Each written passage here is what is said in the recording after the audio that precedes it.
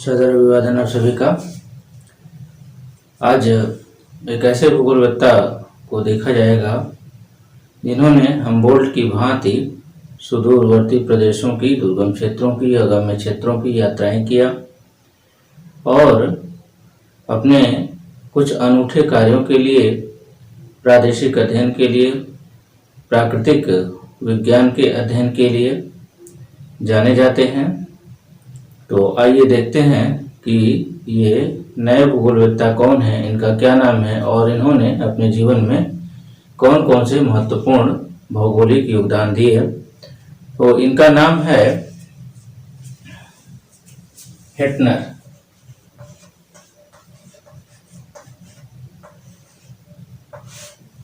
इनका पूरा नाम था अल्फ्रेड हेटनर, जिनका जन्म जर्मनी में हुआ था। वर्ष 1859 में इनका जन्म हुआ और वर्ष 1941 में इनकी मृत्यु हुई। ये इनका जीवन काल रहा है। अब आइए जानते हैं इनके बारे में, इनके भौगोलिक योगदानों के बारे में। आधुनिक भौगोलिक विकास का प्रेरणा स्तंभ भी इनको कहा जाता है। जिस तरीके से हम्बोल्ट के योगदान भूगोल जगत में महत्वपूर्ण माने जाते हैं, रेडर के योगदान भूगोल जगत में महत्वपूर्ण माने जाते हैं, ठीक इसी प्रकार से हेटनर के योगदान भी भूगोल जगत के लिए इतने महत्वपूर्ण हैं कि इन्हें भौगोलिक विकास का प्रेरणा स्तंभ भी कहा जाता है।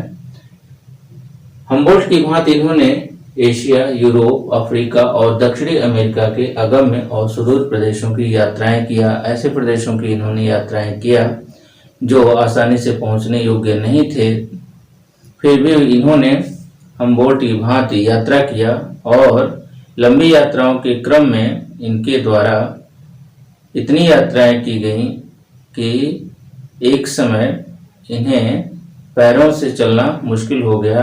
पैरों में मोच और मांसपेशियों में खिंचावट की समस्या देखने को मिली, या पुस्तकों में इस प्रकार का उल्लेख मिलता है। सुदूर लंबी यात्राओं के कारण इस तरह की परिस्थिति इनके समक्ष लंबी यात्राओं के कारण देखने को मिली। अब इसके बाद इनकी पुस्तकों को देखें।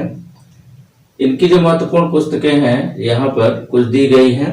इसके अलावा भी कुछ अन्य पुस्तकों की, अन्य लेखों की इन्होंने रचनाएं किया, किंतु परीक्षोपयोगी जो अधिकांशतः देखा जाता है उनमें से कुछ उपयोगी यहाँ पर दिए गए हैं। पहला है कोलंबियाई एंडीज की यात्राएं। दूसरा है भूगोल का आधार। तीसरा तुलनात्मक प्रादेशिक भूगोल। चौथा महाद्वीपों का धरातलीय स्वरूप। इसके बाद कहीं कहीं प्रतियोगी परीक्षाओं में इस पुस्तक के लेखक को पूछा गया है यूरोप, तो इसके लेखक हेटनर हैं, यहाँ यूरोप लिखा हुआ है। इसके बाद भूतल पर संस्कृति का प्रसार, यह भी प्रतियोगी परीक्षाओं में कहीं मैंने देखा है, पूछा गया है। तो भूतल पर संस्कृति का प्रसार, यह हेटनर की पुस्तक। इसके बाद अगला है विश्व का प्रादेशिक भूगोल। यह इनकी प्रमुख पुस्तकें रही हैं। अब आइए इनके मुख्य योगदान और कार्यों को देखते हैं। Geography as a chorological science. यह दो विद्वानों के संदर्भ में बात देखने को मिलती है। इस तरह का उदाहरण दो विद्वानों का है, एक तो हेटनर हो गए और दूसरे रिस्थोफेन हो गए। प्रायः प्रतियोगी परीक्षाओं में इस तरह का कंफ्यूजन होता है। भूगोल एक क्षेत्र वर्णनी विज्ञान है, अर्थात भूगोल क्षेत्र का वर्णन करने वाला विज्ञान है, प्रदेश का वर्णन करने वाला विज्ञान है। यह इस तरह का दो जगह देखने को मिलता है, तो कहीं कंफ्यूज होने की जरूरत नहीं है। यह हेटनर की रचना में भी मिलता है और रिस्थोफेन की रचना में मिलता है। दोनों लेखकों की रचनाओं में, कृतियों में देखने को मिलता है। तो संदेह नहीं होना चाहिए कि यह रिस्थोफेन का है कि हेटनर का है। अगर ऑप्शन में हेटनर और रिस्थोफेन बोथ करके दिया है तो निश्चित रूप से उसे समझा जाना चाहिए, उस पर टिक लगना चाहिए, उसे आंसर के अंतर्गत लिया जाना चाहिए। और अलग अलग अगर रिस्थोफेन केवल है, हेटनर नहीं है, या हेटनर है और रिस्थोफेन नहीं है, तो दोनों में से किसी एक को यहाँ पर सही माना जा सकता है, और अगर दोनों दिया है तो दोनों सही है। तो geography as a chorological science, भूगोल एक क्षेत्र वर्णनी विज्ञान है। क्षेत्र वर्णनी विज्ञान अर्थात प्रदेशों का अध्ययन करने वाला विज्ञान है। हेटनर के अनुसार भूगोल में प्रदेशों का अध्ययन, क्षेत्रों का अध्ययन किया जाता है। अब आइए इनके अन्य कुछ कार्यों को देखते हैं। क्षेत्र वर्णनी विज्ञान के अंतर्गत इन्होंने क्या कहा, क्या माना, इसको देखिए। यहाँ ABC करके 3 पॉइंट दिए गए हैं। पहला, इन्होंने क्षेत्र वर्णनी विज्ञान के अंतर्गत बताया कि धरातल पर विभिन्नताओं का पाया जाना स्वाभाविक है। यह निश्चित रूप से सर्वथा सत्य है कि दुनिया में चाहे जो भी स्थान है, चाहे वह ध्रुवीय प्रदेश है, विषुवतरेखीय प्रदेश है, मरुस्थलीय प्रदेश है, पर्वतीय प्रदेश है, प्रत्येक स्थान पर विभिन्नताएं पाई जाती हैं और प्रत्येक क्षेत्र या स्थान की अपनी अनूठी विशिष्टता होती है, अर्थात उसकी अपनी स्पेसिफिक कंडीशंस होती हैं, स्पेसिफिक स्ट्रक्चरल कैरेक्टरिस्टिक्स होती हैं, स्पेसिफिकेशंस होती हैं। या तो भूमि की संरचना अलग होगी, या जनसंख्या अलग होगी, या उसके क्रियाकलाप जो उस स्थान के हैं वह अलग होगा, या प्राकृतिक परिदृश्य, प्राकृतिक सौंदर्य विशिष्टता लिए हुए होगा। तो यही बात इन्होंने बताया कि धरातल पर विभिन्नताओं का पाया जाना स्वाभाविक है। प्रत्येक क्षेत्र की अनूठी विशिष्टता के कारण एक क्षेत्र की घटना दूसरे क्षेत्र से मेल नहीं खाती है, अर्थात एक क्षेत्र की जो विशिष्टता है दूसरे क्षेत्र की विशिष्टता से मेल नहीं खाती है। जो घटनाक्रम होते हैं, जो घटनाएं घटित होती हैं, वे भी मेल नहीं खाती हैं। उनमें कहीं न कहीं अंतर देखने को मिलता है। उनके गुणों में अंतर, उनके स्वभाव में अंतर, उनकी गतिविधि में अंतर इत्यादि प्रकार के अंतर इसमें देखने को मिलते हैं। तो धरातल पर विभिन्नताओं का पाया जाना स्वाभाविक अर्थात कोरोलॉजिकल साइंस के अंतर्गत ये पहली बात बताएगी। दूसरा, भौगोलिक तत्वों के अंतर संबंधों की जटिलता एक वास्तविक तथ्य है। भौगोलिक तत्वों के बीच जो अंतर संबंध पाया जाता है, यह अंतर संबंध अत्यंत जटिल है। इसे क्लासिफाई कर पाना, इसे डिफाइन कर पाना, इसे सेपरेट कर पाना कि किस सीमा तक ये मिले हुए हैं, किस सीमा से ये अलगाव है, यह पता लगा पाना, या इससे जो मिलते जुलते जो घटक हैं, जो पक्ष हैं, उनका पता लगा पाना अत्यंत कठिन है। सूरज ने इतना डिग्री तापमान किस समय प्राप्त, पौधे ने इतना डिग्री तापमान किस समय प्राप्त किया, एग्जैक्ट टाइम क्या था, कितना मॉइस्चर उसने प्राप्त किया, कितना खनिज तत्व उसने प्राप्त किया, यह स्वयं में एक जटिल तथ्य है और स्वयं में यह एक वास्तविकता भी है। तो अंतर संबंधों की जटिलता एक वास्तविक तथ्य है और जटिल भी है। दोनों चीजें सच होने के साथ साथ उनके इंटर रिलेशनशिप काफी कॉम्प्लेक्स हैं। इसके बाद तीसरा है भूतल के 6 प्रमुख घटकों। ये 6 प्रमुख घटक यहाँ पे दिया गया है हेटनर के अनुसार। कौन कौन से हैं? वायु, जल, पशु, स्थल, वनस्पति एवं मानव में जटिल वास्तविक अंतर संबंध पाए जाते हैं। अर्थात ये जितने घटक गिनाए गए हैं, ये जितने 6 घटक गिनाए गए हैं, इनमें वास्तव में एक दूसरे से इंटर रिलेशनशिप पाई जाती है। वास्तव में ये एक दूसरे से जुड़े हुए हैं। वायु जल से, जल वायु से, वायु पशु से, पशु जल से, वायु से, स्थल से, वनस्पति और मानव सभी से जुड़ा हुआ है। मानव भी इन सारी चीजों से जुड़ा हुआ है।